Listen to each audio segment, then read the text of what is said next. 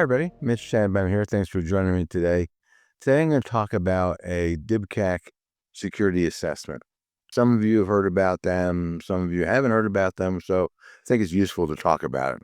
So DIBCAC is part of the Defense Contract Management Agency, DCMA, and it stands for the Defense Industrial Base Cybersecurity Assessment Center. They're the part of DCMA that, under a contract, they have the right to come in and audit your cybersecurity. And this is true whether under CMMC or whether it's under 80171, the -7012 clause, 7020 clause gives them the right to come do that. So what does that look like and when do they do it? So first of all, I'm going to share my screen. So when they do that is unknown, right? What the priorities are, if you will, for that. They are not saying, and I understand why they're not saying. It's kind of, if they told you what the parameters were, then, maybe you'd figure out how to game the system. Well, what happens, and I can tell you, at least, sort of anecdotal what people think. If you have a score, a SPUR score, that seems too good to be true, that's just an invitation for the DIBCAC to come visit you. If your agency thinks that you're going to need a CMMC level 3 assessment, then that might be another reason for the DIBCAC to come in. Another reason, obviously, is if you have a breach. That's a likely occurrence. We don't know how big the DIBCAC is, how many assessments they do every month, but we're kind of hearing about it relatively frequently. So what does it look like? And hopefully you can read this screen here and make it a little bit larger. There we go.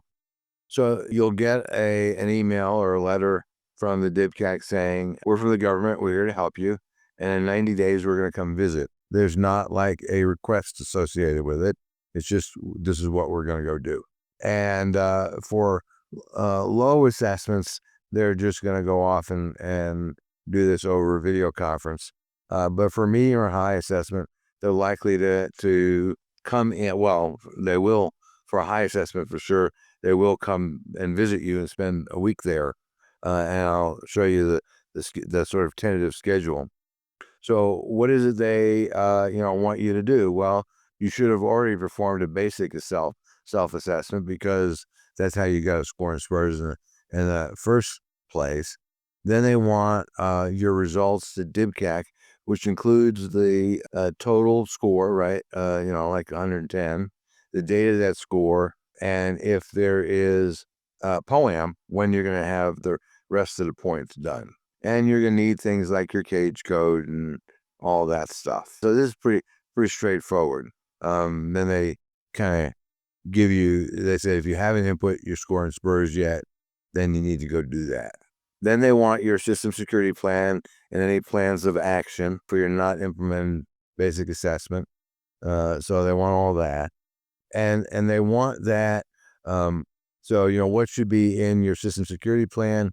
All the normal things, system description, system boundaries, major environments, applications, a description of how each of the 110 controls are implemented. It's not like, users are identified and restricted. You can't just say check. You got to say how that's done. If you don't have documentation, then you will fail. And if you don't have an SSP at all, you will fail.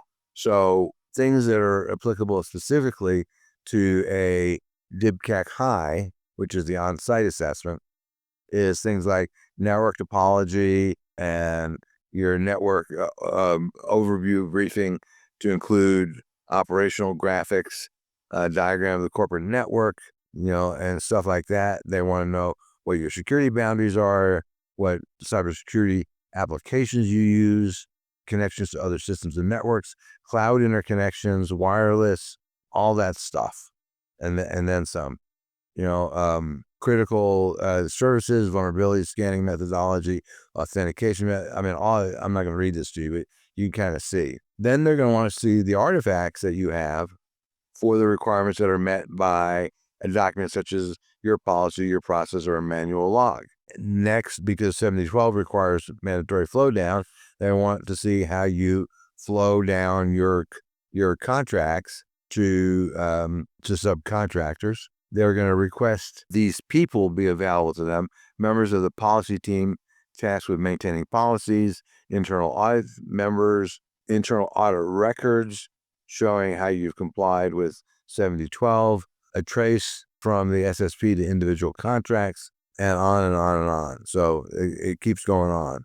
You want, they want, who are the subject matter experts who can demonstrate implementation, answer questions. They need to be available for interviews for each security family, each of the 14 families. And here's some examples of people who that might be. And, if they're doing this virtually, then they're going to want to see, how you're going to do a secure screen share. If you have a preferred secure collaboration tool preference, they want to know what that tool is. Here's the timeline. So they're giving you 90 days, right? 5 weeks before the assessment, they're going to do a coordination call. 14 days prior to the assessment, they're going to give you a link to DoD Safe for you to drop applications.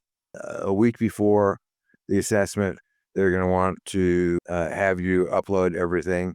Then, obviously, the end date of the assessment, they will do an outbrief. And then 2 weeks after the fix period, the reclaim period ends, and then no later than 60 days after the assessment, they're going to provide the results to the company as to what they think. There's one thing here. Let me see if I can find it, because maybe I can't, but it looked like they wanted you to upload the documents. This says a little different than what I thought.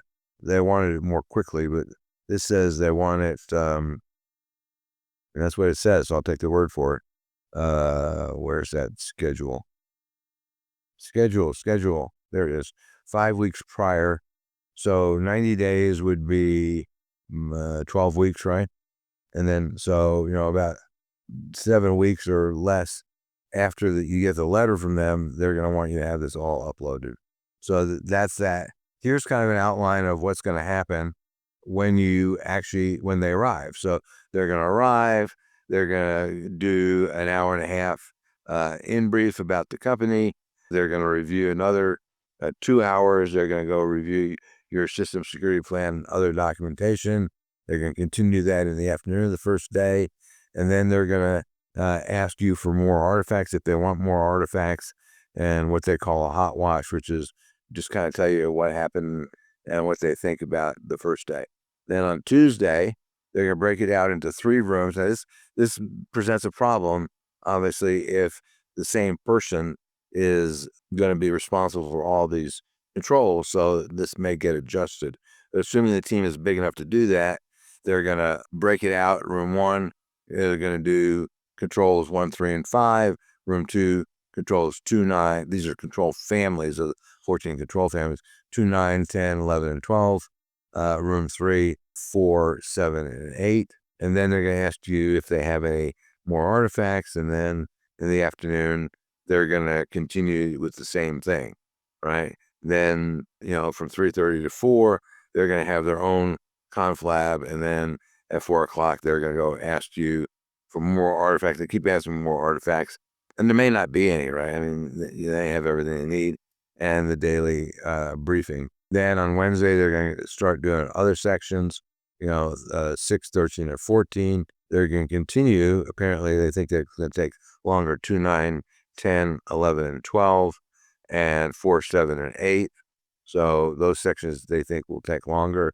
They're going to ask more artifacts, and on and on and on. Thursday, they're going to do follow-ups and final artifacts if they want any.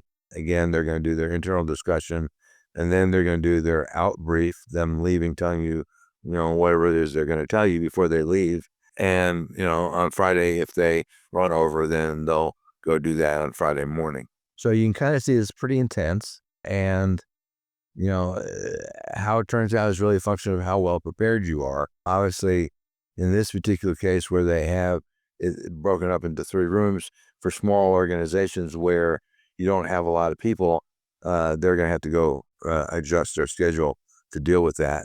So, however that works out, it works out, but they'll figure it out, not to worry. But as you can see, like I said, pretty intense. If you'd like a copy of this particular document, it is a DIBCAC document, so there's no reason why we can't share that with you. Let us know. But this is not a walk in the park. This is pretty serious. So, and this is kind of what a CMMC assessment is going to look like, except this is a DIBCAC high assessment, which is, potentially more intense. One of the things about DIBCAC is that they're allowed to look at all of the stuff in 7012, 7019, 7020, 7021, 7025. They are not limited to just CMMC. So if you get one of these phone calls, understand that it's going to be a little bit more encompassing than your typical CMMC assessment. If this makes you nervous, I think the plan should be to try to avoid a DIBCAC assessment. But given that you don't know what the requirements are, that's hard to do.